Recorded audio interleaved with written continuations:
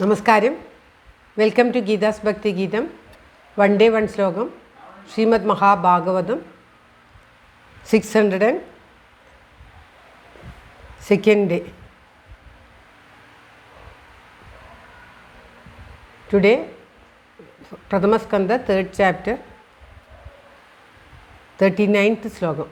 For details, please see the description box. Geetha's ഭക്തി ഗീതം ഒരു ദിവസം ഒരു ശ്ലോകം. ശ്രീമദ് മഹാഭാഗവതം 602 ദിവസം. ഇന്ന് പ്രഥമസ്കന്ധത്തിലെ 3ാമത്തെ അധ്യായത്തിലെ 39ാമത്തെ ശ്ലോകം. ഓം നമോ ഭഗവതേ വാസുദേവായ. ഓം ശ്രീകൃഷ്ണ പരമാത്മനേ നമ. ഹരിശ്രീ ഗണപതയേ നമ. അവിഘ്നമസ്തു ശ്രീ ഗുരുഭ്യോ നമ. ഓം തത്സത്. കൃഷ്ണം നാരായണം വന്ദേ. കൃഷ്ണം വന്ദേ വ്രജപ്രിയം. കൃഷ്ണം ദ്വൈപായനം വന്ദേ. കൃഷ്ണം വന്ദേ പ്രധാസുതം.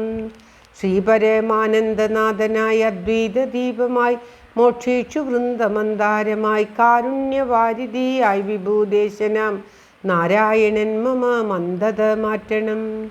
ഓം തത്സത്. ശ്രീമദ് മഹാഭാഗവതം പ്രഥമസ്കന്ധത്തിലെ 3ാമത്തെ അധ്യായത്തിലെ 39ാമത്തെ ശ്ലോകം. അദേഹധന്യാ ഭഗവന്തയിത്തം യദ്വാസുദേവേഖില ലോകനാഥേ കുർവന്തി സർവാത്മകമാത്മഭാവം നയത്ര ഭൂയ പരിവർത്ത ഉഗ്ര. ഓം തത്സത്.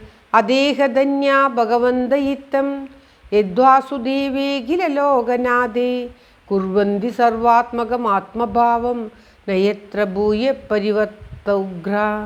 ഓം തത്സത്. പദം പിരിക്കേണ്ടത് അത ഇഹ ധന്യ ഭഗവന്ത ഇത്തം യത്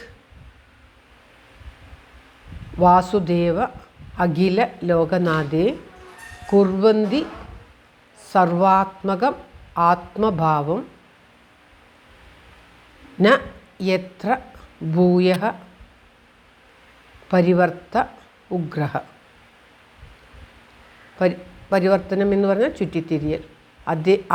അതുകൊണ്ട് ഇഹ ഇവിടെയുള്ള ഭഗവാന്മാരായ നിങ്ങൾ ധന്യന്മാരാകുന്നു. മുനീശ്വരന്മാരെയാണ് ഇവിടെ പറയുന്നത്, ശൗനകാദി മുനികളെ. യത് എന്തുകൊണ്ടെന്നാൽ അഖില ലോകനാഥ സകല ലോകനാഥനായ വാസുദേവനിൽ സർവാത്മകം ഐകാന്തികമായ ആത്മഭാവം മനോവൃത്തിയെ ഇത്തം ഇപ്രകാരം കുർവന്തി ചെയ്യുന്നു. എത്ര യാതൊന്നിൽ ഭൂയഃ രണ്ടാമത് ഉഗ്രഹ ഘോരമായ പരിവർത്തനം അല്ലെങ്കിൽ ചുറ്റിത്തിരിയൽ ന ഭവതി ഭവത്കുന്നില്ല. ഈ ഭഗവാനിലെ സർവഭക്തിമാർഗത്തിൽ പരിശ്രമിക്കുന്ന ശൗനകാദി മുനികളെ സൂതൻ അഭിനന്ദിക്കുകയാണ്. സൂതനോട് അവർ ഭഗവാൻ മോക്ഷം ലഭിക്കുവാനുള്ള ഒരു കഥ പറഞ്ഞു തരൂ, കലിദോഷമില്ലാതിരിക്കുവാൻ, ഈ ലോകത്തെ കലിയിൽ നിന്നും അകറ്റുവാനുള്ള ഒരു കഥ പറഞ്ഞു തരൂ എന്ന് പറഞ്ഞിട്ട് അതിന് സൂതൻ പറയുന്ന മറുപടിയാണ് നാം കേട്ടുകൊണ്ടിരിക്കുന്നത്. സൂതൻ ഇപ്രകാരം ഒരു ഭഗവത് കഥ കേൾക്കുവാനും ഭഗവാനിൽ ലയിക്കുവാനുമുള്ള ആ ശൗനകാദികളുടെ ഇതിനെ അഭിനന്ദിക്കുകയാണ്.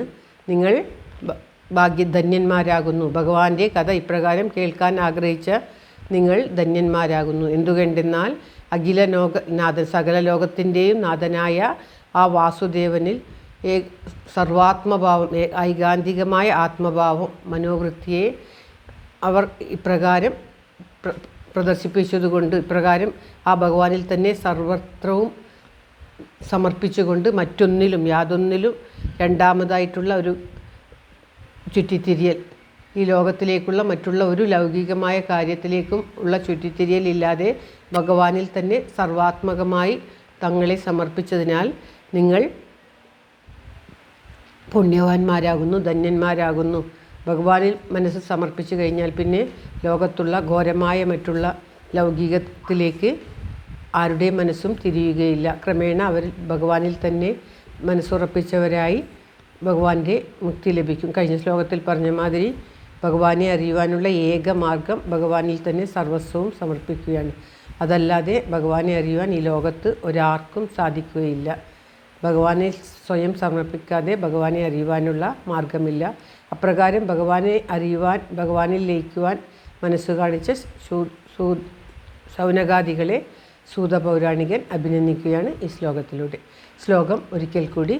അദേഹധന്യ ഭഗവന്തയിത്തം യദ്വാസുദേവേ കില ലോകനാഥേ കുർവന്തി സർവാത്മകമാത്മഭാവം നയത്ര ഭൂയ പരിവർത്ത ഉഗ്ര. ഓം തത്സത്. സർവത്ര ഗോവിന്ദനാമസങ്കീർത്തനം. ഗോവിന്ദ ഗോവിന്ദ. എല്ലാവർക്കും എല്ലാവിധ ആയുരാരോഗ്യ സൗഖ്യവും നന്മയും പ്രാർത്ഥിച്ചുകൊണ്ട് ഭഗവത് സമക്ഷം ഈ ശ്ലോകം സമർപ്പിക്കുന്നു. Geetha Rajan. Thank you for watching. All the best. Have A very very nice day. God bless you. ദൈവം അനുഗ്രഹിക്കട്ടെ. എല്ലാവർക്കും എല്ലാവിധ ആയുരാരോഗ്യ സൗഖ്യവും നന്മയും ഉണ്ടാകട്ടെ. ഓം തത്സത്.